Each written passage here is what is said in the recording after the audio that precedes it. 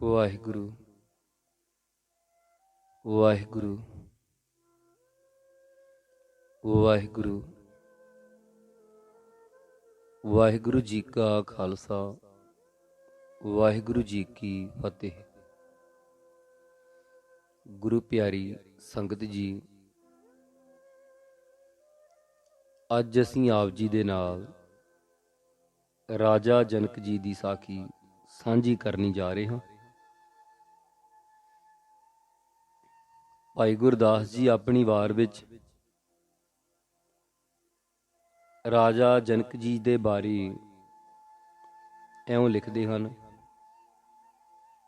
ਭਗਤ ਵੱਡਾ ਰਾਜਾ ਜਨਕ ਹੈ, ਗੁਰਮੁਖ ਮਾਇਆ ਵਿੱਚ ਉਦਾਸੀ। ਦੇਵ ਲੋਕ ਨੂੰ ਚੱਲਿਆ, ਗਣ ਗੰਧਰਵ ਸਭਾ ਸੁਖ ਵਾਸੀ। ਜੰਪੁਰ ਗਿਆ ਪੁਕਾਰ ਸੁਣ, ਵਿਲ ਲਾਵਨ ਜੀ ਨਰਕ ਨਿਵਾਸੀ। ਧਰਮ ਰਾਏ ਨੂੰ ਆਖਿਓਨ, ਸਭਨਾ ਦੀ ਕਰ ਬੰਦ ਖਲਾਸੀ। ਕਰੇ ਬੇਨਤੀ ਧਰਮ ਰਾਏ, ਹਉ ਸੇਵਕ ਠਾਕੁਰ ਅਬਿਨਾਸੀ। ਗਹਿਣੇ ਧਰਿਓਨ ਇੱਕ ਨਾਉ, ਪਾਪਾਂ ਨਾਲ ਕਰੈ ਨਿਰਜਾਸੀ। ਪਾਸੰਗ ਪਾਪ ਨ ਪੁੱਜਨੀ, ਗੁਰਮੁਖ ਨਾਉ ਅਤੁਲ ਨ ਤੁਲਾਸੀ। ਨਰਕੋਂ ਛੁੱਟੇ ਜੀ ਜੰਤ, ਕਈ ਗਲਹੋਂ ਸਿਲਕ ਜਮ ਫਾਸੀ। ਮੁਕਤ ਜੁਗਤ ਨਾਵੈ ਦੀ ਦਾਸੀ, ਮੁਕਤ ਜੁਗਤ ਨਾਵੈ ਦੀ ਦਾਸੀ। ਰਾਜ ਪਾ ਕੇ ਫਿਰ ਮਨ ਨੀਵਾਂ ਰੱਖਣਾ, ਸਿਮਰਨ ਨੂੰ ਜੀਵਨ ਦਾ ਆਸਰਾ ਸਮਝਣਾ। ਮਾਇਆ ਤੇ ਕੰਚਨ ਨੂੰ ਮਿੱਟੀ ਸਮਾਨ ਜਾਣਨਾ, ਇਹ ਭਗਤਾਂ ਦੀ ਵੱਡੀ ਨਿਸ਼ਾਨੀ ਹੈ। ਐਸਾ ਜੀਵਨ ਹੀ ਜਨਕ ਰਾਜਾ ਜੀ ਦਾ ਹੋਇਆ ਹੈ, ਜਿਸ ਨੂੰ ਭਾਈ ਗੁਰਦਾਸ ਜੀ ਨੇ ਗੁਰਮੁਖ ਸ਼ਬਦ ਨਾਲ ਯਾਦ ਕੀਤਾ ਹੈ। ਭਗਤ ਵੱਡਾ ਰਾਜਾ ਜਨਕ ਹੈ, ਗੁਰਮੁਖ ਮਾਇਆ ਵਿੱਚ ਉਦਾਸੀ। ਭਾਈ ਗੁਰਦਾਸ ਜੀ ਗੁਰਮੁਖ ਸ਼ਬਦ ਵਰਤ ਕੇ ਯਾਦ ਕਰਦੇ ਹਨ। ਗੁਰੂ ਦੇ ਸਨਮੁਖ ਤੇ ਗੁਰੂ ਦੇ ਹੁਕਮ ਅਨੁਸਾਰ ਜੀਵਨ ਨੂੰ ਢਾਲ ਦੇਣ ਵਾਲਾ ਹੀ ਗੁਰਮੁਖ ਕਿਹਾ ਜਾਂਦਾ ਹੈ। ਪਰ ਅਜਿਹੇ ਰਾਜਾ ਜਨਕ ਦਾ ਗੁਰੂ ਕਿਹੋ ਜਿਹਾ ਸੀ, ਇਹ ਵੀ ਇੱਕ ਬੜੀ ਵਿਚਿੱਤਰ ਜਿਹੀ ਕਥਾ ਹੈ। ਦੱਸਦੇ ਹਨ ਸਾਧ ਸੰਗਤ ਜੀ, ਰਾਜਾ ਜਨਕ ਨੂੰ ਜਦ ਗੁਰੂ ਬਣਾਉਣ ਦੀ ਇੱਛਾ ਪੈਦਾ ਹੋਈ ਤਾਂ ਆਪ ਜੀ ਨੇ ਇਹ ਸ਼ਰਤ ਰੱਖੀ ਕਿ ਮੈਂ ਉਸ ਨੂੰ ਗੁਰੂ ਬਣਾਵਾਂਗਾ ਜੋ ਅੱਖ ਦੇ ਫੋਰ ਵਿੱਚ ਜਾਂ ਘੋੜੇ ਦੇ ਸਵਾਰ ਹੋਣ ਲੱਗਿਆਂ ਜਿੰਨਾ ਚਿਰ ਰਕਾਬ ਵਿੱਚ ਪੈਰ ਰੱਖਣ ਨੂੰ ਲੱਗਦਾ ਹੈ, ਇੰਨੇ ਚਿਰ ਵਿੱਚ ਮੈਨੂੰ ਮੁਕੰਮਲ ਗਿਆਨ ਬਖਸ਼ ਦੇਵੇ। ਐਸੇ ਗੁਰੂ ਨੂੰ ਜੋ ਉਹ ਕਹਿਣਗੇ ਉਤਨੀ ਹੀ ਭੇਟਾ ਦੇਵਾਂਗਾ, ਰਾਜ ਤੱਕ ਵੀ ਅਰਪਣ ਕਰ ਦਿਆਂਗਾ। ਇਸ ਕੰਮ ਲਈ ਰਾਜਾ ਜਨਕ ਨੇ ਆਪਣੇ ਸ਼ਹਿਰ ਦੇ ਬਾਹਰ ਇੱਕ ਥੜਾ ਬਣਵਾਇਆ ਤੇ ਹੁਕਮ ਦਿੱਤਾ ਕਿ ਇਸ ਉੱਤੇ ਉਹੀ ਬੈਠੇ ਜਿਸ ਨੇ ਮੈਨੂੰ ਗਿਆਨ ਬਖਸ਼ਣਾ ਹੋਵੇ। ਉਸ ਵਕਤ ਤ੍ਰੇਤੇ ਵਿੱਚ ਮਹਾਂਪੁਰਸ਼ਾਂ ਤੇ ਰਿਖੀ ਤਪੱਸਿਆ ਕਰਨ ਵਾਲੇ ਬਥੇਰੇ ਸਨ, ਪਰ ਇਸ ਕੰਮ ਲਈ ਕਿ ਅੱਖ ਦੇ ਫੋਰ ਵਿੱਚ ਉਸ ਨੂੰ ਕੋਈ ਗਿਆਨ ਬਖਸ਼ ਦੇਵੇ, ਕੋਈ ਵੀ ਤਿਆਰ ਨਹੀਂ ਸੀ ਹੁੰਦਾ, ਕਿਉਂਕਿ ਅਜਿਹੀ ਗਰੰਟੀ ਕੌਣ ਦੇ ਸਕਦਾ ਹੈ। ਮਨੁੱਖ ਦਾ ਮਨ ਢੁੱਜਰੀ ਹੈ, ਇਸ ਨੂੰ ਸਮਝਾਉਣਾ ਤੇ ਫਿਰ ਇੱਕਦਮ ਸਮਝਾ ਦੇਣਾ ਕੋਈ ਖਾਲਾ ਜੀ ਦਾ ਵਾੜਾ ਨਹੀਂ। ਸੋ ਕਈ ਚਿਰ ਇਉਂ ਹੀ ਲੰਘ ਗਿਆ। ਅਖੀਰ ਆਪ ਨੇ ਇਸ ਕੰਮ ਲਈ ਰਿਖੀਆਂ ਤੇ ਮੁਨੀਆਂ ਦਾ ਇੱਕ ਵੱਡਾ ਭਾਰਾ ਇਕੱਠ ਕਰਕੇ ਉਸ ਵਿੱਚ ਇਹ ਮੰਗ ਕਰਨ ਦਾ ਪ੍ਰੋਗਰਾਮ ਬਣਾਇਆ ਕਿ ਕੋਈ ਮੇਰਾ ਗੁਰੂ ਬਣੇ ਜੋ ਮੈਨੂੰ ਗਿਆਨ ਬਖਸ਼ੇ, ਕਿਉਂਕਿ ਗੁਰੂ ਹੀਣ ਹੋਣਾ ਮਨੁੱਖੀ ਜੀਵਨ ਦੀ ਸਭ ਤੋਂ ਵੱਡੀ ਲਾਹਨਤ ਹੈ। ਦਿਨ ਮੁਕਰਰ ਕਰਕੇ ਸੱਦੇ ਪੱਤਰ ਭੇਜੇ ਗਏ ਤੇ ਬਹੁਤ ਸਾਰੇ ਮਸ਼ਹੂਰ ਰਿਖੀਆਂ ਮੁਨੀਆਂ ਨੂੰ ਆਦਮੀ ਭੇਜ ਕੇ ਸੱਦੇ ਦਿੱਤੇ ਗਏ। ਸੋ ਇਉਂ ਇਸ ਖਾਸ ਇਕੱਠ ਦੀ ਤਿਆਰੀ ਕੀਤੀ ਗਈ। ਨਿਯਤ ਦਿਨ ਤੇ ਭਾਰਾ ਇਕੱਠ ਹੋਇਆ। ਰਾਜਾ ਜਨਕ ਨੇ ਆਪਣੇ ਬਣਨ ਵਾਲੇ ਗੁਰੂ ਲਈ ਖਾਸ ਸਿੰਘਾਸਣ ਬਣਾਇਆ, ਜੋ ਬੜਾ ਕੀਮਤੀ ਸੀ। ਜਦ ਸਭਾ ਲੱਗ ਗਈ, ਸਭ ਮੁਨੀ ਜਨ ਤੇ ਰਿਖੀ ਆਦਿਕਾਂ ਨੂੰ ਸਤਿਕਾਰ ਤੇ ਆਦਰ ਨਾਲ ਬਿਠਾ ਦਿੱਤਾ ਗਿਆ। ਤਾਂ ਰਾਜਾ ਜਨਕ ਨੇ ਉੱਠ ਕੇ ਆਪਣੇ ਮਨ ਦੀ ਅਭਿਲਾਖਾ ਪ੍ਰਗਟ ਕੀਤੀ ਤੇ ਕਿਹਾ, ਮੈਨੂੰ ਗੁਰੂ ਵਾਲਾ ਬਣਨ ਦੀ ਇੱਛਾ ਹੈ ਤੇ ਮੈਂ ਗੁਰੂ ਅਜਿਹਾ ਚਾਹੁੰਦਾ ਹਾਂ ਜੋ ਮੈਨੂੰ ਅੱਖ ਦੇ ਫੋਰ ਵਿੱਚ ਗਿਆਨ ਕਰਾ ਦੇਵੇ। ਅੱਖ ਦੇ ਫੋਰ ਵਾਲੀ ਸ਼ਰਤ ਬੜੀ ਸਖਤ ਸੀ, ਇਸ ਲਈ ਕੋਈ ਵੀ ਨਿੱਤਰ ਨਾ ਸਕਿਆ। ਤਦ ਰਾਜੇ ਨੇ ਕਿਹਾ ਕਿ ਇਤਨੇ ਰਿਖੀਆਂ ਮੁਨੀਆਂ ਤੇ ਮਹਾਤਮਾ ਦੀ ਭਰੀ ਸਭ ਵਿੱਚ ਕੋਈ ਵੀ ਇੰਨੀ ਸਮਰੱਥਾ ਨਹੀਂ ਰੱਖਦਾ ਕਿ ਉਹ ਮੇਰਾ ਗੁਰੂ ਬਣ ਕੇ ਮੈਨੂੰ ਗਿਆਨ ਬਖਸ਼ੇ। ਕੀ ਅਜਿਹੀ ਸਮਰੱਥਾ ਤੋਂ ਬਿਨਾਂ ਹੀ ਤੁਸੀਂ ਇੰਨੇ ਮਹਾਤਮਾ ਤੇ ਮਹਾਂਪੁਰਖ ਬਣੇ ਫਿਰਦੇ ਹੋ? ਦੱਸਦੇ ਹਨ ਕਿ ਉਸ ਸਭ ਵਿੱਚ ਇੱਕ ਵਿੰਗੇ ਤੜਿੰਗੇ ਜਿਹੇ ਸਰੀਰ ਅਤੇ ਮੁੜੀਆਂ ਤੇ ਵਿੰਗੀਆਂ ਟੇਢੀਆਂ ਲੱਤਾਂ ਬਾਹਾਂ ਵਾਲੇ ਇੱਕ ਮੁਨੀ ਜੀ ਵੀ ਆਏ ਹੋਏ ਸਨ। ਸਰੀਰ ਉਹਨਾਂ ਦਾ ਭਾਵੇਂ ਕੈਸਾ ਸੀ, ਪਰ ਭਜਨੀਕ ਬੜੇ ਸਨ, ਬੜੀ ਦੂਰ ਦ੍ਰਿਸ਼ਟੀ ਰੱਖਣ ਵਾਲੇ ਸਨ। ਰਾਜਾ ਜਨਕ ਦੀ ਇਹ ਤਾਹਨੇ ਭਰੀ ਮੰਗ ਸੁਣ ਕੇ ਉਹਨਾਂ ਦੇ ਮਨ ਵਿੱਚ ਤਰੰਗ ਉੱਠਿਆ ਤੇ ਉਹ ਹੌਲੀ ਹੌਲੀ ਚੱਲ ਕੇ ਉਸ ਸਿੰਘਾਸਣ ਤੇ ਆ ਬੈਠੇ ਜੋ ਰਾਜਾ ਜਨਕ ਨੇ ਖਾਸ ਤੌਰ ਤੇ ਆਪਣੇ ਬਣਨ ਵਾਲੇ ਗੁਰੂ ਜੀ ਲਈ ਬਣਵਾਇਆ ਸੀ। ਵਿੰਗੇ ਚਿੱਬੇ ਤੇ ਵਿੰਗੇ ਤੜਿੰਗੇ ਮੂੰਹ ਵਾਲੇ ਨੂੰ ਜਦ ਸਭ ਨੇ ਰਾਜਾ ਜਨਕ ਵੱਲੋਂ ਬਣਾਏ ਸਿੰਘਾਸਣ ਤੇ ਬੈਠਦਿਆਂ ਵੇਖਿਆ ਤਾਂ ਸਾਰੇ ਕਈ ਜ਼ਾਹਰਾ ਤੇ ਕਈ ਮਨ ਵਿੱਚ ਹੀ ਹੱਸ ਪਏ। ਮਾਮਲਾ ਬੜਾ ਗੰਭੀਰ ਸੀ, ਇਸ ਲਈ ਕੋਈ ਖੁੱਲ੍ਹ ਕੇ ਨਾ ਹੱਸ ਸਕਿਆ। ਰਾਜਾ ਜਨਕ ਨੇ ਜਦ ਇਹੋ ਜਿਹੀ ਸ਼ਕਲ ਵਾਲੇ ਨੂੰ, ਜਿਸ ਨੂੰ ਲੋਕੀ ਉਸ ਸਮੇਂ ਵਿੰਗਾ ਤੜਿੰਗਾ ਹੋਣ ਕਰਕੇ ਅਸ਼ਟਾਵਕਰ ਜੀ ਕਹਿ ਕੇ ਸੱਦਦੇ ਸਨ। ਅਸ਼ਟ ਤੋਂ ਭਾਵ 8, ਵਕਰ ਤੋਂ ਭਾਵ ਚੱਕਰ, ਵਲ, ਭਾਵ ਕਹਿਣ ਤੋਂ ਕਿ ਜਿਸ ਦੇ ਸਾਰੇ ਸਰੀਰ ਵਿੱਚ ਹੀ ਵਲ ਸਨ, ਭਾਵ 8 ਵਲ ਸਨ। ਸੋ ਇਹ ਅਸ਼ਟਾਵਕਰ ਜੀ ਕਹਿਣ ਲੱਗਾ ਕਿ ਤੁਸੀਂ ਮੇਰੇ, ਅਸ਼ਟਾਵਕਰ ਜੀ ਨੂੰ ਰਾਜਾ ਕਹਿਣ ਲੱਗਾ, ਕੀ ਤੁਸੀਂ ਮੇਰੇ ਗੁਰੂ ਬਣ ਲਈ ਤਿਆਰ ਹੋ? ਮੈਨੂੰ ਅੱਖ ਦੇ ਫੋਰ ਵਿੱਚ ਗਿਆਨ ਬਖਸ਼ੋਗੇ? ਹਾਂ, ਅਸ਼ਟਾਵਕਰ ਜੀ ਨੇ ਕਿਹਾ, ਪਰ ਪਹਿਲੇ ਤੁਹਾਨੂੰ ਵੀ ਦਖਣਾ ਹਾਜ਼ਰ ਕਰਨੀ ਪਵੇਗੀ। ਜੋ ਹੁਕਮ ਕਰੋ, ਰਾਜਾ ਜਨਕ ਨੇ ਕਿਹਾ। ਤੁਹਾਡੇ ਪਾਸ ਕੀ ਹੈ? ਅਸ਼ਟਾਵਕਰ ਜੀ ਨੇ ਕਿਹਾ, ਮੇਰੇ ਪਾਸ ਬੜਾ ਕੁਝ ਹੈ। ਰਾਜ ਭਾਗ, ਧਨ ਦੌਲਤ ਤੇ ਬੇਅੰਤ ਹਾਥੀਆਂ ਘੋੜਿਆਂ ਦਾ ਮਾਲਕ ਹਾਂ। ਹੁਕਮ ਕਰੋ, ਆਪ ਕੀ ਚਾਹੁੰਦੇ ਹੋ? ਇਹ ਸਭ ਕੁਝ ਮੈਨੂੰ ਦਾਨ ਦੇ ਦੇਵੋ। ਅਸ਼ਟਾਵਕਰ ਜੀ ਨੇ ਕਿਹਾ। ਰਾਜਾ ਜੀ ਨੇ ਕਿਹਾ, ਲੈ ਲਓ। ਜਨਕ ਜੀ ਹੈਰਾਨ ਹੋਏ ਪਰ ਘਬਰਾਏ ਨਹੀਂ। ਹੋਰ ਤੁਹਾਡੇ ਪਾਸ ਕੀ ਹੈ ਤੇ ਕਿਵੇਂ ਗਿਆਨ ਪ੍ਰਾਪਤ ਕਰੋਗੇ? ਹੋਰ ਮੇਰੇ ਪਾਸ ਮੇਰਾ ਸਰੀਰ, ਮੇਰੀ ਰਾਣੀ ਤੇ ਮੇਰੇ ਕੱਪੜੇ ਤੇ ਜੇਵਰ ਹਨ। ਕੋਈ ਨਹੀਂ, ਮੈਂ ਇਹ ਵੀ ਦੇਣ ਲਈ ਤਿਆਰ ਹਾਂ, ਪਰ ਮੈਨੂੰ ਗਿਆਨ ਘੋੜੇ ਦੀ ਰਕਾਬ ਤੇ ਪੈਰ ਰੱਖ ਕੇ ਘੋੜੇ ਤੇ ਬੈਠਣ ਦੇ ਸਮੇਂ ਤੱਕ ਮਿਲ ਜਾਣਾ ਚਾਹੀਦਾ ਹੈ। ਮਿਲ ਜਾਏਗਾ, ਪਰ ਰਾਣੀ ਨੂੰ ਪਰੇ ਕਰਕੇ ਘੋੜਾ ਮੰਗਵਾ ਲਓ ਤੇ ਇਹ ਕੱਪੜੇ ਗਹਿਣੇ ਵੀ ਉਤਾਰ ਕੇ ਮੈਨੂੰ ਦੇ ਦਿਓ।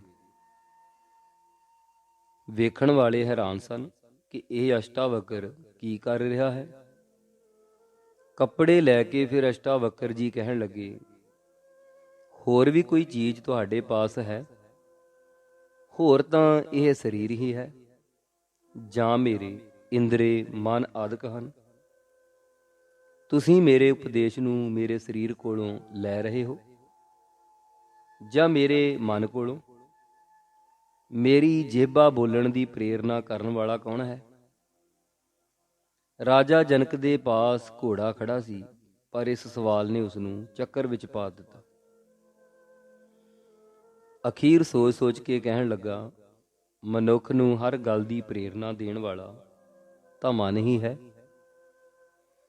ਅੱਛਾ, ਫਿਰ ਘੋੜੇ ਦੀ ਰਕਾਬ ਵਿੱਚ ਪੈਰ ਰੱਖੋ, ਅਸ਼ਟਾਵਕਰ ਜੀ ਨੇ ਕਿਹਾ। ਰਾਜਾ ਜਨਕ ਜੀ ਨੇ ਘੋੜੇ ਦੀ ਰਕਾਬ ਵਿੱਚ ਪੈਰ ਰੱਖਿਆ ਤਾਂ ਅਸ਼ਟਾਵਕਰ ਜੀ ਕਹਿਣ ਲੱਗੇ, ਰਾਜਨ, ਘੋੜੇ ਤੇ ਅਸਵਾਰ ਹੋ ਜਾਓ, ਪਰ ਘੋੜੇ ਤੇ ਅਸਵਾਰ ਹੋਣ ਤੋਂ ਪਹਿਲਾਂ ਆਪਣਾ ਮਨ ਮੇਰੇ ਹਵਾਲੇ ਕਰ ਦਿਓ। ਅੱਜ ਤੋਂ ਤੁਸੀਂ ਆਪਣੇ ਮਨ ਨੂੰ ਆਪਣੇ ਖਿਆਲਾਂ ਲਈ ਨਹੀਂ ਵਰਤ ਸਕਦੇ, ਨਾ ਕੋਈ ਖਿਆਲ ਚਿਤਵ ਸਕਦੇ ਹੋ। ਜੇ ਚਿਤਵੋਗੇ ਤਾਂ ਗੁਰੂ ਦੇ ਹੁਕਮ ਦੀ ਅਵੱਗਿਆ ਕਰਨ ਦੇ ਭਾਗੀ ਹੋਵੋਗੇ। ਹੁਣ ਰਾਜਾ ਜਨਕ ਘੋੜੇ ਤੇ ਅਸਵਾਰ ਤਾਂ ਹੋ ਗਏ, ਪਰ ਘੋੜੇ ਤੇ ਅਸਵਾਰ ਹੋਣ ਮਗਰੋਂ ਹੈਰਾਨ ਸਨ ਕਿ ਹੁਣ ਮੈਂ ਤਾਂ ਕੁਝ ਵੀ ਨਹੀਂ ਰਿਹਾ। ਕਿਸੇ ਖਿਆਲ ਦੇ ਚਿਤਵਣ ਦੀ ਭੁੱਲ ਕੀਤੀ ਤਾਂ ਉਂਝ ਪਾਪੀ ਬਣਦਾ ਹਾਂ, ਤੇ ਜੇ ਮਨ ਕਰਕੇ ਕੁਝ ਕਰਦਾ ਹਾਂ ਤਾਂ ਉਸ ਵਿੱਚ ਗੁਰੂ ਦੇ ਹੁਕਮ ਦੀ ਪਾਲਣਾ ਕਰਨੀ ਮੇਰੇ ਲਈ ਜ਼ਰੂਰੀ ਹੈ। ਘੋੜੇ ਦੀ ਕੰਡ ਤੇ ਬੈਠੇ ਰਾਜਾ ਜਨਕ ਇਹਨਾਂ ਸੋਚਾਂ ਵਿੱਚ ਸਨ ਕਿ ਅਸ਼ਟਾਵਕਰ ਜੀ ਫਿਰ ਬੋਲੇ, ਰਾਜਨ, ਹੁਣ ਦੱਸੋ, ਹੋਰ ਕੀ ਕੁਝ ਤੁਹਾਡੇ ਕੋਲ ਹੈ? ਗੁਰਦੇਵ, ਹੁਣ ਤਾਂ ਮੇਰੇ ਪਾਸ ਕੁਝ ਵੀ ਨਹੀਂ ਹੈ, ਪਿੰਗਲੇ ਦੇ ਸਮਾਨ ਹੋ ਗਿਆ ਹਾਂ। ਬਸ ਇਹ ਮੇਰਾ ਗਿਆਨ ਹੈ। ਮਨੁੱਖ ਨੂੰ ਇਸੇ ਗਿਆਨ ਦੀ ਲੋੜ ਹੈ ਕਿ ਉਸ ਦਾ ਇਸ ਜਗਤ ਵਿੱਚ ਕੁਝ ਵੀ ਨਹੀਂ ਹੈ, ਤੇ ਇਹ ਗਿਆਨ ਮਨ ਨੂੰ ਮਾਰ ਲੈਣ ਨਾਲ ਹੀ ਹੁੰਦਾ ਹੈ, ਅਸ਼ਟਾਵਕਰ ਜੀ ਨੇ ਕਿਹਾ। ਰਾਜਾ ਜਨਕ ਨੇ ਉਸੇ ਵੇਲੇ ਘੋੜੇ ਤੋਂ ਉਤਰ ਕੇ ਆਪਣੇ ਗੁਰੂਦੇਵ ਦੇ ਚਰਨ ਪਕੜ ਲਏ ਤੇ ਇਸ ਤੁਕ ਦਾ ਉਸ ਨੂੰ ਪੂਰਾ ਗਿਆਨ ਹੋ ਗਿਆ। ਮਨ ਜੀਤੈ ਜਗ ਜੀਤ, ਗੁਰਮੁਖ ਮਾਇਆ ਵਿੱਚ ਉਦਾਸੀ। ਬਸ ਅਸ਼ਟਾਵਕਰ ਜੀ ਦੇ ਉਪਦੇਸ਼ ਨੇ ਰਾਜਾ ਜਨਕ ਨੂੰ ਵਿਦੇਹੀ ਬਣਾ ਦਿੱਤਾ।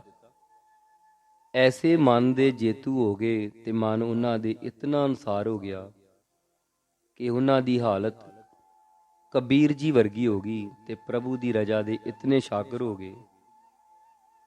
ਆਪੇ ਪਾਵਕ ਆਪੇ ਪਵਨਾ, ਜਾਰੈ ਖਸਮ ਤਾ ਰਾਖੈ ਕਵਨਾ।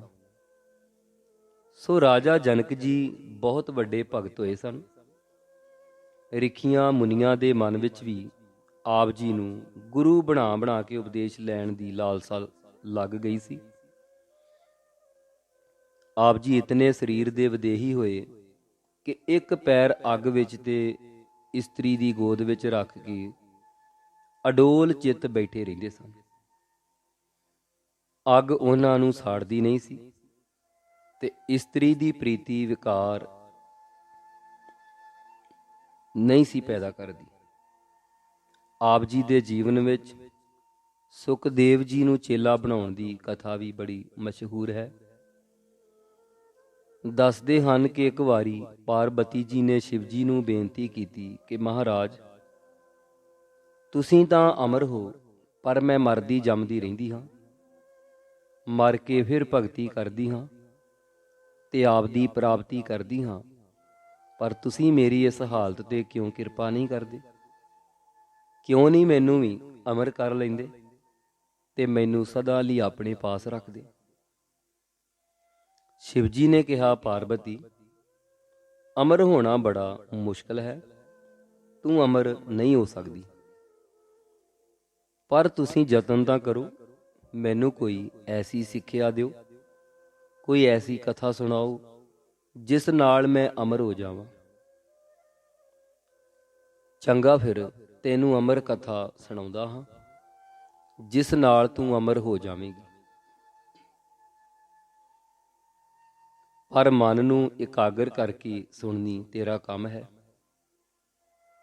ਪਾਰਬਤੀ ਤਿਆਰ ਹੋ ਗਈ। ਸ਼ਿਵਜੀ ਪਾਰਬਤੀ ਨੂੰ ਨਾਲ ਲੈ ਕੇ ਕਸ਼ਮੀਰ ਦੀ ਵਾਦੀ ਸ੍ਰੀਨਗਰ ਤੋਂ ਉੱਤੇ ਚਲੇ ਗਏ, ਜਿੱਥੇ ਅਮਰਨਾਥ ਦਾ ਮੰਦਰ ਹੈ। ਉੱਥੇ ਜਾ ਬੈਠੇ ਤੇ ਕਥਾ ਸ਼ੁਰੂ ਕਰ ਦਿੱਤੀ। ਪਾਰਬਤੀ ਹੂੰ ਕਹਿ ਕੇ ਅੱਗੋਂ ਹੁੰਗਾਰਾ ਭਰਨ ਲੱਗੀ। ਪਰ ਹਰੀ ਦੀ ਕਥਾ ਸੁਣਨੀ ਕਿਹੜੀ ਸੌਖੀ ਹੈ। ਅਣਡਿੱਠਿਆਂ ਤੇ ਅਣਦੇਖੀਆਂ ਗੱਲਾਂ ਵਿੱਚ ਮਨੁੱਖ ਦਾ ਮਨ ਕਿੱਥੇ ਲੱਗਦਾ ਹੈ। ਆਲਸ ਆ ਜਾਂਦਾ ਹੈ, ਅੱਖਾਂ ਮਿਟਣ ਲੱਗ ਜਾਂਦੀਆਂ ਹਨ। ਪਰ ਪਾਰਬਤੀ ਨੇ ਕੁਝ ਚਿਰ ਤੱਕ ਤਾਂ ਹੁੰਗਾਰਾ ਦਿੱਤਾ ਅਤੇ ਕਥਾ ਸੁਣਦੀ ਰਹੀ। ਕੁਝ ਚਿਰ ਮਗਰੋਂ ਸੁਣਦੀ ਸੁਣਦੀ ਸੌਂ ਗਈ। ਉੱਥੇ ਨਾਲ ਹੀ ਇੱਕ ਨਿੱਕੀ ਜਿਹੀ ਗੁਫਾ ਸੀ, ਜਿੱਥੇ ਇੱਕ ਤੋਤਾ ਬੈਠਾ ਸੀ। ਉਹ ਵੀ ਕਥਾ ਸੁਣਦਾ ਸੀ। ਸੋ ਜਿਉਂ ਹੀ ਪਾਰਬਤੀ ਸੌਂ ਗਈ ਤੇ ਉਸਨੇ ਹੁੰਗਾਰਾ ਦੇਣਾ ਬੰਦ ਕਰ ਦਿੱਤਾ। ਤਿਉਂ ਹੀ ਉਸ ਤੋਤੇ ਨੇ ਹੁੰਗਾਰਾ ਦੇਣਾ ਸ਼ੁਰੂ ਕਰ ਦਿੱਤਾ। ਤਾਂ ਭੋਲੇ ਸ਼ਿਵਜੀ ਨੂੰ ਪਤਾ ਹੀ ਨਾ ਲੱਗਾ। ਉਹ ਅੱਖਾਂ ਮੀਟੀ ਕਥਾ ਸੁਣਾਉਣ ਵਿੱਚ ਮਸਤ ਹੋਏ ਹੋਏ ਸਨ। ਪਾਰਬਤੀ ਸੁੱਤੀ ਰਹੀ ਤੇ ਤੋਤਾ ਕਥਾ ਸੁਣਦਾ ਰਿਹਾ ਤੇ ਹੁੰਗਾਰਾ ਭਰਦਾ ਰਿਹਾ। ਕਥਾ ਮੁੱਕਣ ਉੱਤੇ ਜਦ ਸ਼ਿਵਜੀ ਨੇ ਪਾਰਬਤੀ ਕਹਿ ਕੇ ਜ਼ੋਰ ਨਾਲ ਆਵਾਜ਼ ਦਿੱਤੀ, ਤਾਂ ਉਹ ਅੱਬੜ ਵਾਹੀ ਉੱਠੀ ਤੇ ਜਾਂ ਹਾਂ ਜੀ ਕਹਿ ਕੇ ਪੁੱਛਣ ਲੱਗੀ, ਕੀ ਗੱਲ ਹੈ। ਸ਼ਿਵਜੀ ਨੇ ਪਾਰਬਤੀ ਦੀ ਇਹ ਹਾਲਤ ਦੇਖੀ ਤਾਂ ਬਹੁਤ ਹੈਰਾਨ ਹੋ ਗਏ ਅਤੇ ਪੁੱਛਣ ਲੱਗੇ, ਤੂੰ ਤਾਂ ਸੌਂ ਗਈ ਅਤੇ ਕਥਾ ਨਹੀਂ ਸੁਣੀ। ਨਹੀਂ, ਮੈਨੂੰ ਨੀਂਦ ਆ ਗਈ ਸੀ। ਫਿਰ ਹੁੰਗਾਰਾ ਕੌਣ ਦਿੰਦਾ ਰਿਹਾ ਹੈ। ਸ਼ਿਵਜੀ ਨੇ ਹੈਰਾਨ ਹੋ ਕੇ ਪੁੱਛਿਆ। ਪਤਾ ਨਹੀਂ, ਪਾਰਬਤੀ ਜੀ ਕਹਿੰਦੇ। ਸ਼ਿਵਜੀ ਨੇ ਇੱਧਰ ਉੱਧਰ ਨਿਗਾਹ ਦੌੜਾ ਕੇ ਵੇਖਿਆ ਤਾਂ ਸਾਹਮਣੇ ਗੁਫਾ ਵਿੱਚ ਇੱਕ ਤੋਤਾ ਬੈਠਾ ਨਜ਼ਰ ਆਇਆ। ਇਸ ਤੋਤੇ ਨੇ ਕਥਾ ਸੁਣ ਲਈ ਹੈ, ਸ਼ਿਵਜੀ ਕਹਿਣ ਲੱਗੇ। ਉਹਨਾਂ ਨੇ ਤੋਤੇ ਨੂੰ ਫੜ ਕੇ ਮਾਰਨਾ ਚਾਹਿਆ, ਪਰ ਤੋਤਾ ਕਥਾ ਸੁਣ ਕੇ ਅਮਰ ਹੋ ਚੁੱਕਾ ਸੀ। ਸੋ ਅਮਰ ਹੋਣ ਕਰਕੇ ਸ਼ਿਵਜੀ ਦੇ ਮਨੋਭਾਵ ਨੂੰ ਸਮਝ ਗਿਆ ਤੇ ਝੱਟ ਹੀ ਉੱਥੋਂ ਉੱਡ ਪਿਆ। ਸ਼ਿਵਜੀ ਵੀ ਮਗਰ ਲੱਗ ਗਏ। ਅੱਗੇ ਅੱਗੇ ਤੋਤਾ ਤੇ ਪਿੱਛੇ ਪਿੱਛੇ ਭੋਲੇ ਸ਼ੰਕਰ ਜੀ। ਸ਼ਿਵਜੀ ਮਹਾਰਾਜ। ਤੋਤਾ ਬਿਆਸ ਜੀ ਦੇ ਆਸ਼ਰਮ ਵੱਲੋਂ ਲੰਘ ਰਿਹਾ ਸੀ ਤਾਂ ਬਿਆਸ ਜੀ ਦੀ ਇਸਤਰੀ ਰਿਤੂ ਇਸ਼ਨਾਨ ਕਰਨ ਮਗਰੋਂ ਬਾਹਰ ਬੈਠੀ ਧੁੱਪ ਸੇਕ ਰਹੀ ਸੀ ਕਿ ਤੋਤਾ ਹਵਾ ਰੂਪ ਹੋ ਕੇ ਉਸ ਦੇ ਅੰਦਰ ਦਾਖਲ ਹੋ ਗਿਆ।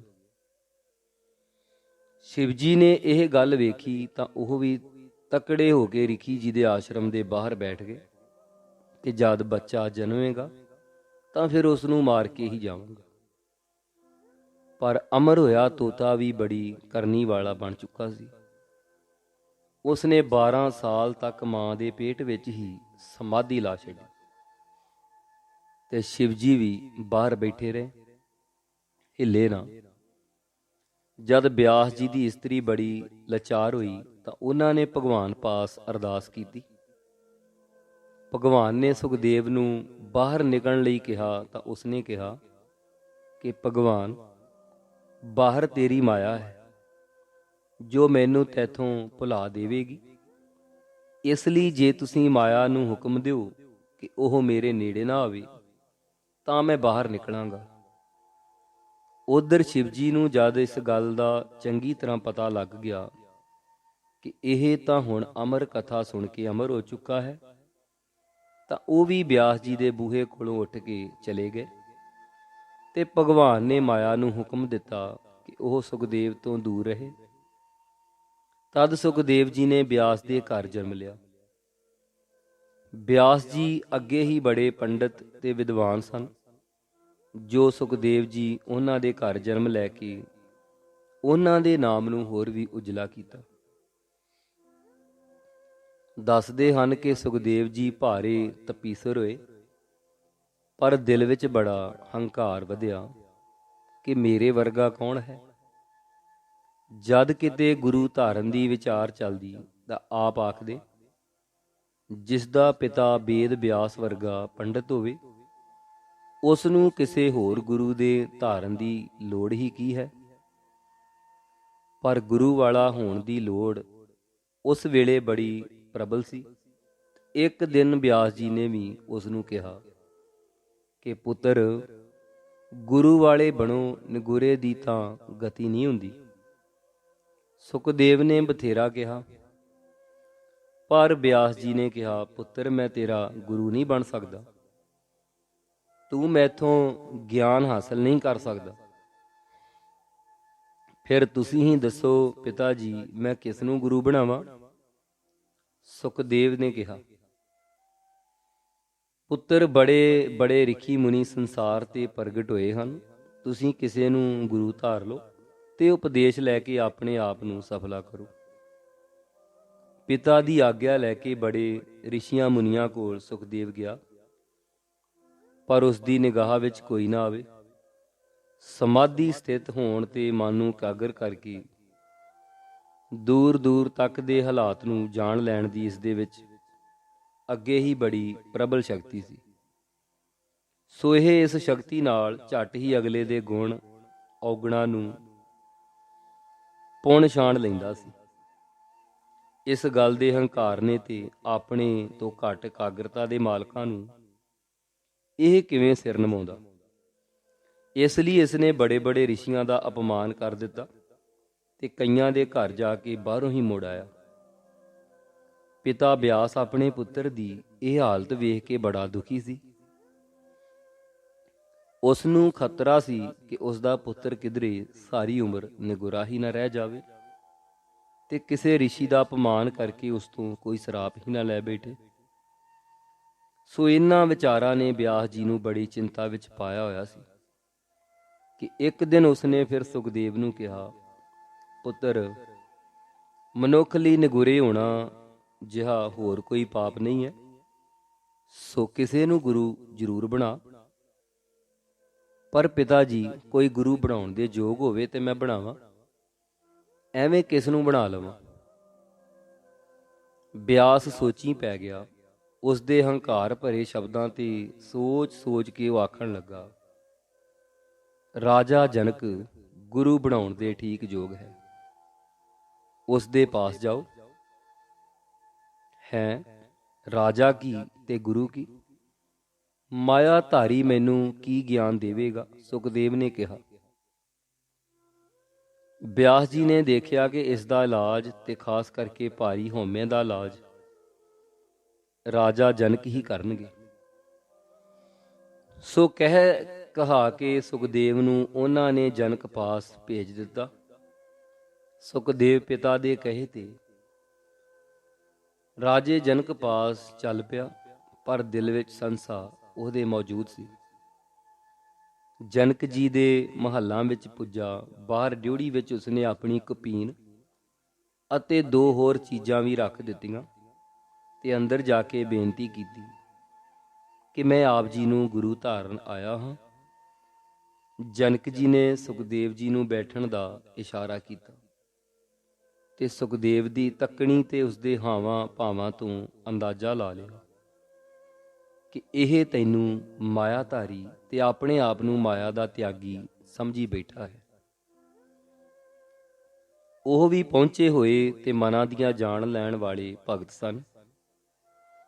ਸੋ ਕੌਤਕ ਵਰਤਾ ਦਿੱਤਾ। ਮਹੱਲ ਵਿੱਚ ਅੱਗ ਲੱਗ ਗਈ ਤੇ ਪ੍ਰਚੰਡ ਲਾਟਾਂ ਨਿਕਲ ਪਈਆਂ। ਘਬਰਾ ਗਏ ਸੁਖਦੇਵ ਨੂੰ ਆਪਣੀ ਕਪੀਨ ਤੇ ਲੰਗੋਟੀ ਦਾ ਫਿਕਰ ਪੈ ਗਿਆ। ਜਨਕ ਜੀ ਸੁੱਤੇ ਸਿੱਧ ਉਵੇਂ ਹੀ ਬੈਠੇ ਸਨ। ਸੁਖਦੇਵ ਆਪਣੀ ਕਪੀਨ ਨੂੰ ਸਾਂਭਣ ਲਈ ਡਿਉੜੀ ਵੱਲ ਮੁੜਿਆ ਤਾਂ ਜਨਕ ਜੀ ਨੇ ਕਿਹਾ, ਕਿੱਧਰ ਜਾ ਰਿਹਾ ਹੈ ਜੀ? ਬਾਹਰ ਕਪੀਨ ਤੇ ਲੰਗੋਟੀ ਪਈ ਹੈ, ਉਹਨਾਂ ਨੂੰ ਸੜਨ ਤੋਂ ਬਚਾਉਣ ਜਾ ਰਿਹਾ ਹਾਂ। ਬਸ ਇੰਨਾ ਹੀ ਮਾਇਆ ਦਾ ਤਿਆਗ ਹੈ ਤੇਰਾ? ਇੱਕ ਕਪੀਨ ਤੇ ਲੰਗੋਟੀ ਦਾ ਪਿਆਰ ਤੇਰੇ ਦਿਲ ਵਿੱਚ ਧੱਸਿਆ ਪਿਆ ਹੈ। ਤਾਂ ਹੋਰਨਾਂ ਤੇ ਸ਼ੰਕੇ ਕਿਉਂ ਕਰਦੇ ਹੋ? ਗੁਰੂ ਧਾਰਨ ਲਈ ਤਾਂ ਮਾਇਆ ਤੋਂ ਭਾਰੇ ਵਿਰਕਤ ਹੋਣ ਦੀ ਲੋੜ ਹੈ, ਤੇ ਤੂੰ ਨਿਗੂਣੀ ਕਪੀਨ ਤੇ ਲੰਗੋਟੀ ਦਾ ਤਿਆਗ ਨਾ ਕਰ ਸਕਣ ਵਾਲਾ ਵੀ ਗੁਰੂ ਦਾ ਹੁਕਮ ਤੂੰ ਕਿਵੇਂ ਮੰਨੇਗਾ? ਸੁਖਦੇਵ, ਤੂੰ ਹੰਕਾਰੀ ਵੀ ਬੜਾ ਹੈ, ਤੂੰ ਬੜਿਆਂ ਬੜਿਆਂ ਦਾ ਅਪਮਾਨ ਕੀਤਾ ਹੈ। ਜਾ, ਚਲਾ ਜਾ, ਅਜੇ ਤੂੰ ਗੁਰੂ ਦੀਖਿਆ ਦਾ ਅਧਿਕਾਰੀ ਨਹੀਂ ਹੈ। ਇਹ ਕਹਿ ਕੇ ਦਰਬਾਨਾਂ ਨੂੰ ਹੁਕਮ ਦਿੱਤਾ ਤੇ ਸੁਖਦੇਵ ਨੂੰ ਧੱਕੇ ਮਾਰ ਕੇ ਬਾਹਰ ਕਢਵਾ ਦਿੱਤਾ। ਸੁਖਦੇਵ ਜੀ ਬਾਹਰ ਆ ਗਏ ਤੇ ਪਛਚਾਤਾਪ ਕਰਦੇ ਵਾਪਸ ਪਿਤਾ ਪਾਸ ਜਾ ਪੁੱਜੇ। ਪਿਤਾ ਨੂੰ ਸਾਰੀ ਵਿਥਿਆ ਸੁਣਾਈ ਕਿ ਉਹ ਤਾਂ ਮੇਰੇ ਗੁਰੂ ਨਹੀਂ ਬਣਦੇ। ਬਿਆਸ ਜੀ ਨੇ ਕਿਹਾ, ਹੰਗਤਾ ਮਾਰਨ ਲਈ ਅਜੇ ਤੈਨੂੰ ਬੜਾ ਕੁਝ ਕਰਨਾ ਪੈਣਾ ਹੈ, ਤੇ ਗੁਰੂ ਤਾਂ ਰਾਜਾ ਜਨਕ ਹੀ ਤੈਨੂੰ ਧਾਰਨਾ ਪਵੇਗਾ, ਉਹਨਾਂ ਦੀ ਸੇਵਾ ਕਰਨੀ ਪਵੇਗੀ। ਇਸ ਲਈ ਜਾ, ਉਹਨਾਂ ਕੋਲ ਹੀ ਜਾ ਤੇ ਮਹੱਲਾਂ ਦੇ ਪਿਛਲੇ ਪਾਸੇ ਜਾ ਕੇ ਖੜਾ ਰਹੋ, ਜਦ ਤੱਕ ਕਿ ਉਹ ਤੈਨੂੰ ਬੁਲਾਉਂਦੇ ਨਹੀਂ। ਸੁਖਦੇਵ ਜੀ ਫਿਰ ਜਨਕ ਦੇ ਮਹੱਲਾਂ ਪਾਸ ਆਣ ਪੁੱਜੇ। ਰਾਜਾ ਜਨਕ ਰੋਜ਼ਾਨਾ 1000 ਅਤਿਥੀ ਨੂੰ ਪ੍ਰਸ਼ਾਦ ਛਕਾਉਂਦਾ ਸੀ। ਜੂਠੀਆਂ ਪੱਤਲਾਂ ਚੁੱਕ ਕੇ ਮਹੱਲਾਂ ਦੇ ਪਿਛਲੇ ਪਾਸੇ ਸੁੱਟੀਆਂ ਜਾਂਦੀਆਂ ਸਨ, ਜਿੱਥੇ ਕਿ ਸੁਖਦੇਵ ਜੀ ਦਾ ਖੜੇ ਹੋਏ ਸਨ। ਦੱਸਦੇ ਹਨ ਕਿ ਕਈ ਵਰ੍ਹੇ ਸੁਖਦੇਵ ਜੀ ਦੇ ਸਿਰ ਵਿੱਚ ਜੂਠ ਡਿੱਗਦੀ ਰਹੀ, ਤੇ ਕਈ ਵਾਰ ਤਾਂ ਉਹ ਪੱਤਲਾਂ ਵਿੱਚ ਦੱਬਿਆ ਜਾਂਦਾ। ਪਰ ਹੁਣ ਮਨ ਨੂੰ ਉਸਨੇ ਇੰਨਾ ਅਡੋਲ ਕੀਤਾ ਕਿ ਉਸ ਨੂੰ ਭਜਨ ਸਿਮਰਨ ਤੋਂ ਬਿਨਾਂ ਕਿਤੇ ਹੋਰ ਬੰਨੇ ਜਾਣ ਦੀ ਨਹੀਂ ਸੀ ਦਿੰਦਾ। ਰਾਜਾ ਜਨਕ ਜੀ ਨੇ ਵੀ ਜਦ ਸਮਝ ਲਿਆ ਕਿ ਇਸ ਦੀ ਹੰਗਤਾ ਹੁਣ ਕਾਫੂਰ ਹੋ ਚੁੱਕੀ ਹੈ, ਤਾਂ ਆਦਮੀ ਭੇਜ ਕੇ ਉਸ ਨੂੰ ਆਪਣੇ ਪਾਸ ਬੁਲਾਇਆ। ਇਸ਼ਨਾਨ ਕਰਵਾ ਕੇ ਫਿਰ ਹੁਕਮ ਕੀਤਾ ਤੇ ਤੇਲ ਦੀ ਇੱਕ ਥਾਲੀ ਨੱਕੋ ਨੱਕ ਭਰ ਕੇ ਤੈਨੂੰ ਦੇਂਦੇ ਹਾਂ। ਇਸ ਨੂੰ ਲੈ ਕੇ ਤੂੰ ਸਾਰੇ ਸ਼ਹਿਰ ਵਿੱਚ ਬਾਜ਼ਾਰ ਵਿੱਚ ਫਿਰਨਾ ਹੈ ਤੇ ਤੇਲ ਡੁੱਲਣ ਨਹੀਂ ਦੇਣਾ। ਜੇ ਤੂੰ ਥਾਲੀ ਅਮਨ ਅਮਾਨ ਲੈ ਕੇ ਪਹੁੰਚ ਗਿਓ ਤਾਂ ਤੈਨੂੰ ਦਿਖਿਆ ਦੇ ਦਿੱਤੀ ਜਾਵੇਗੀ। ਇਹ ਕਹਿ ਕੇ ਉਸ ਨੂੰ ਥਾਲੀ ਦੇ ਕੇ ਤੋਰ ਦਿੱਤਾ ਹੈ। ਪਿੱਛੇ ਪਿੱਛੇ ਆਪਣਾ ਆਦਮੀ ਰਿਪੋਰਟ ਲੈਣ ਲਈ ਭੇਜ ਦਿੱਤਾ ਅਤੇ ਨਾਲ ਹੀ ਆਪਣੇ ਇੱਕ ਅਹਿਲਕਾਰ ਨੂੰ ਹੁਕਮ ਦਿੱਤਾ ਕਿ ਹਰ ਚੌਂਕ ਵਿੱਚ ਰਾਗ ਰੰਗ ਦੀਆਂ ਸਭਾਵਾਂ ਲਗਾ ਦਿਓ ਤੇ ਸੁਖਦੇਵ ਦਾ ਧਿਆਨ ਰੱਖੋ ਕਿ ਉੱਥੋਂ ਉਹ ਕਿਵੇਂ ਲੰਘਦਾ ਹੈ। ਇਵੇਂ ਹੀ ਕੀਤਾ ਗਿਆ, ਪਰ ਸੁਖਦੇਵ ਜੀ ਤਾਂ ਹੁਣ ਮਨ ਦੇ ਜੇਤੂ ਤੇ ਭਾਰੇ ਧਿਆਨਧਾਰੀ ਬਣੇ ਹੋਏ ਸਨ। ਉਹਨਾਂ ਦਾ ਧਿਆਨ ਤੇਲ ਦੀ ਥਾਲੀ ਵਿੱਚ ਗੱਡਿਆ ਹੋਇਆ ਸੀ। ਸਾਰੇ ਰਸਤੇ ਵਿੱਚ ਉਹਨਾਂ ਬੂੰਦ ਭਰ ਵੀ ਤੇਲ ਨਾ ਡੁੱਲਣ ਦਿੱਤਾ ਤੇ ਇਸ ਇਮਤਿਹਾਨ ਵਿੱਚੋਂ ਪੂਰੇ ਨੰਬਰ ਲੈ ਕੇ ਪਾਸ ਹੋ ਗਏ। ਜਨਕ ਜੀ ਨੇ ਪ੍ਰਸੰਨ ਹੋ ਕੇ ਗਿਆਨ ਦੀ ਬਖਸ਼ਿਸ਼ ਕੀਤੀ ਤੇ ਉਸ ਨੂੰ ਚੇਲਾ ਬਣਾਇਆ। ਭਾਈ ਗੁਰਦਾਸ ਜੀ ਆਪਣੀ 25ਵੀਂ ਵਾਰ ਵਿੱਚ ਇਉਂ ਫਰਮਾਉਂਦੇ ਹਨ, 12 ਵਰ੍ਹੇ ਗਰਭਾਸ ਵਸ ਜੰਮਦੇ ਹੀ ਸੁਖ ਲਈ ਉਦਾਸੀ, ਮਾਇਆ ਵਿੱਚ ਅਤੀਤ ਹੋਏ ਮਨ ਹਠ ਬੁੱਧ ਨਾ ਬੰਦ ਖਲਾਸੀ, ਪਿਆ ਬਿਆਸ ਪ੍ਰਬੁੱਧਿਆ ਗੁਰ ਕਰ ਜਨਕ ਸਹਿਜ ਅਬਿਨਾਸੀ, ਤਜ ਦੁਰਮਤ ਗੁਰਮਤ ਲਈ ਸਿਰ ਧਰ ਜੂਠ ਮਿਲੀ ਸਾਬਾਸੀ, ਗੁਰ ਉਪਦੇਸ ਅਵੇਸ ਕਰ ਗਰੀਬ ਨਿਵਾਰ ਜਗਤ ਗੁਰਦਾਸੀ, ਪੈਰੀ ਪੈ ਪਾ ਖਾਕ ਹੋਏ ਗੁਰਮਤਿ ਭਾਉ ਭਗਤ ਪਰਗਾਸੀ, ਗੁਰਮੁਖ ਸੁਖ ਫਲ ਸਹਿਜ ਨਿਵਾਸੀ। ਗੁਰਮੁਖ ਸੁਖ ਫਲ ਸਹਿਜ ਨਿਵਾਸੀ। ਇਸੇ ਤਰ੍ਹਾਂ ਗੁਰੂ ਪਿਆਰੀ ਸੰਗਤ ਜੀ, ਗੁਰਬਾਣੀ ਵਿੱਚ ਹੋਰ ਵੀ ਇਸ ਤੋਂ ਵਧੇਰੇ ਜ਼ਿਕਰ ਆਉਂਦਾ ਹੈ। ਜਨਕ ਜਨਕ ਬੈਠੇ ਸਿੰਘਾਸਨ, ਨੌ ਮੁਨੀ ਧੂਰ ਲੈ ਲਾਵੈ ਗੂ। ਦੱਸਦੇ ਹਨ ਕਿ ਐਸੇ ਵਿਦੇਹੀ ਭਗਤ ਰਾਜਾ ਜਨਕ ਜੀ ਸ਼ੋਹ ਤੋਂ ਅੱਗੇ ਉਹਨਾਂ ਦਾ ਖਾਨਦਾਨ ਹੀ ਭਗਤਾਂ ਦਾ ਹੋ ਗਿਆ। ਜਨਕ ਤੋਂ ਬਾਅਦ ਜੋ ਵੀ ਸਿੰਘਾਸਣ ਤੇ ਬੈਠਾ ਉਹ ਭਗਤ ਹੀ ਹੁੰਦਾ ਰਿਹਾ। ਸੀਤਾ ਦੇ ਪਿਤਾ ਤੇ ਸ੍ਰੀ ਰਾਮ ਚੰਦਰ ਜੀ ਦੇ ਸਹੁਰਾ ਵੀ ਰਾਜਾ ਜਨਕ ਜੀ ਹੀ ਹੋਏ ਹਨ। ਦੱਸਦੇ ਹਨ ਕਿ ਰਾਵਣ ਨੇ ਜਦ ਦੁਸ਼ਟਤਾਈ ਸ਼ੁਰੂ ਕੀਤੀ ਤਾਂ ਉਸਨੇ ਰਿਖੀਆਂ ਮੁਨੀਆਂ ਨੂੰ ਵੀ ਤੰਗ ਕੀਤਾ ਤੇ ਉਹਨਾਂ ਤੋਂ ਟੈਕਸ ਮੰਗਿਆ। ਤਾਂ ਰਿਖੀਆਂ ਨੇ ਕਿਹਾ, ਸਾਡਾ ਆਪਣਾ ਆਪ ਹੀ ਹੈ, ਹੋਰ ਸਾਡੇ ਪਾਸ ਕੁਝ ਨਹੀਂ। ਰਾਵਣ ਨੇ ਉਹਨਾਂ ਨੂੰ ਖੂਨ ਦੇਣ ਲਈ ਕਿਹਾ। ਉਸਨੇ ਸਭ ਰਿਖੀਆਂ ਦਾ ਖੂਨ ਲੈ ਕੇ ਘੜਾ ਭਰ ਲਿਆ। ਰਿਖੀਆਂ ਨੇ ਕਿਹਾ, ਇਸ ਨੂੰ ਘਰ ਲਿਜਾਣ ਜਾਂ ਕਬਜ਼ੇ ਵਿੱਚ ਰੱਖਣ ਨਾਲ ਇਸ ਦੀ ਮੌਤ ਹੋਵੇਗੀ। ਰਾਵਣ ਨੂੰ ਪਤਾ ਲੱਗਾ ਤਾਂ ਉਹ ਇਹ ਘੜਾ ਜਨਕ ਜੀ ਦੇ ਰਾਜ ਵਿੱਚ ਦੱਬ ਆਇਆ। ਇਸ ਨਾਲ ਜਨਕ ਜੀ ਦੇ ਰਾਜ ਵਿੱਚ ਕਾਲ ਪੈ ਗਿਆ ਤੇ ਜੋਤਸ਼ੀ ਦੇ ਪੁੱਛਣ ਤੇ ਕਿਹਾ ਗਿਆ ਕਿ ਜੇ ਰਾਜਾ ਆਪ ਹਲ ਚਲਾਵੇ ਤਾਂ ਮੀਂਹ ਪਵੇਗਾ। ਜਨਕ ਜੀ ਹਲ ਚਲਾਉਣ ਲੱਗੇ ਤਾਂ ਹਲ ਘੜੇ ਨਾਲ ਅੜ ਗਿਆ। ਘੜਾ ਕੱਢ ਕੇ ਭੰਨਿਆ ਤਾਂ ਉਸ ਵਿੱਚੋਂ ਸੀਤਾ ਜੀ ਪ੍ਰਗਟ ਹੋਏ। ਫਿਰ ਮੀਂਹ ਪੈਣ ਤੇ ਸੁਕਾਲ ਹੋ ਗਿਆ। ਜਨਕ ਜੀ ਨੇ ਇਸ ਨੂੰ ਆਪਣੀ ਲੜਕੀ ਵਾਂਗ ਪਾਲਿਆ। ਜਨਕ ਜੀ ਪਾਸ ਇੱਕ ਸ਼ਿਵਜੀ ਜੀ ਦੀ ਬੜੀ ਭਾਰੀ ਕਮਾਨ ਸੀ ਜੋ ਚੁੱਕੀ ਵੀ ਨਹੀਂ ਸੀ ਜਾ ਸਕਦੀ। ਪਰ ਸੀਤਾ ਜੀ ਝਾੜੂ ਫੇਰਨ ਲੱਗਿਆਂ ਉਸ ਨੂੰ ਇੱਕ ਹੱਥ ਨਾਲ ਉੱਚਾ ਚੁੱਕਦੇ ਤੇ ਥੱਲੇ ਝਾੜੂ ਫੇਰ ਲੈਂਦੇ। ਰਾਜਾ ਜਨਕ ਜੀ ਨੇ ਇਹ ਵੇਖ ਕੇ ਫੈਸਲਾ ਕਰ ਲਿਆ ਕਿ ਸਵੰਬਰ ਵਿੱਚ ਜੋ ਵੀ ਇਸ ਕਮਾਨ ਤੋਂ ਤੀਰ ਚਲਾਵੇਗਾ ਉਸੇ ਨਾਲ ਸੀਤਾ ਜੀ ਦਾ ਵਿਆਹ ਕਰ ਦੇਵਾਂਗੇ। ਸੋ ਸ੍ਰੀ ਰਾਮ ਚੰਦਰ ਜੀ ਨੇ ਇਹੋ ਕਮਾਨ ਚੁੱਕੀ ਤੇ ਐਸੀ ਖਿੱਚੀ ਕਿ ਇਹ ਟੁੱਟ ਗਈ। ਸੀਤਾ ਜੀ ਦਾ ਸ੍ਰੀ ਰਾਮ ਚੰਦਰ ਜੀ ਨਾਲ ਵਿਆਹ ਹੋ ਗਿਆ। ਇਸੇ ਸੀਤਾ ਜੀ ਨੂੰ ਬਨਵਾਸ ਦੇ ਸਮੇਂ ਰਾਵਣ ਚੁੱਕ ਕੇ ਲੈ ਗਿਆ ਤੇ ਫਿਰ ਰਿਖੀਆਂ ਦਾ ਬਚਨ ਪੂਰਾ ਹੋਇਆ ਤੇ ਰਾਵਣ ਦੀ ਸਰਬੰਗ ਹੱਤਿਆ ਹੋ ਗਈ। ਹੁਣ ਅੰਤ ਸਮੇਂ ਦੀ ਰਾਜਾ ਜਨਕ ਦੀ ਕਥਾ ਸੁਣੋ। ਦੱਸਦੇ ਹਨ ਕਿ ਇਹਨਾਂ ਦੇ ਅੰਤ ਸਮੇਂ ਪ੍ਰਭੂ ਜੀ ਦੇ ਭੇਜੇ ਹੋਏ ਗਣ ਅਤੇ ਅਪਚਰਾਂ ਇਹਨਾਂ ਨੂੰ ਲੈਣ ਵਾਸਤੇ ਆਏ, ਜਿਨ੍ਹਾਂ ਨੇ ਆਪ ਨੂੰ ਭਾਰੇ ਉਤਸਵ ਨਾਲ ਰਾਮ ਰਸਤੇ ਭਗਤਾਂ ਦੇ ਜਾਣ ਦਾ ਸੁਖਾਵਾਂ ਰਸਤਾ ਇੱਧਰ ਦੀ ਲਿਜਾਣਾ ਸੀ। ਪਰ ਆਪ ਜੀ ਨੇ ਜਮਲੋਕ ਥਾਣੀ ਹੋ ਕੇ ਜਾਣ ਦਾ ਇਰਾਦਾ ਪ੍ਰਗਟ ਕੀਤਾ। ਆਪ ਦੇਖਣਾ ਚਾਹੁੰਦੇ ਸਨ ਕਿ ਪਾਪੀਆਂ ਤੇ ਦੁਸ਼ਟਾਂ ਨੂੰ ਕਿਵੇਂ ਸਜ਼ਾਵਾਂ ਮਿਲਦੀਆਂ ਹਨ।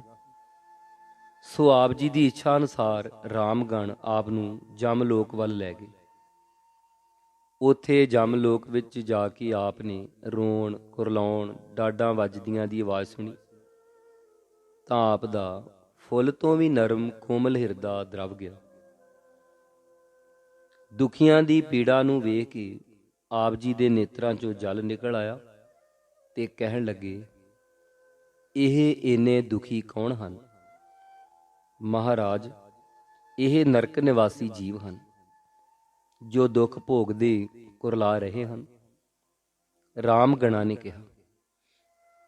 ਇੰਨੇ ਚਿਰ ਨੂੰ ਜਮਰਾਜ ਨੂੰ ਖਬਰ ਲੱਗੀ ਤਾਂ ਉਹ ਵੀ ਆਣ ਕੇ ਹੱਥ ਜੋੜ ਕੇ ਖੜਾ ਹੋ ਗਿਆ।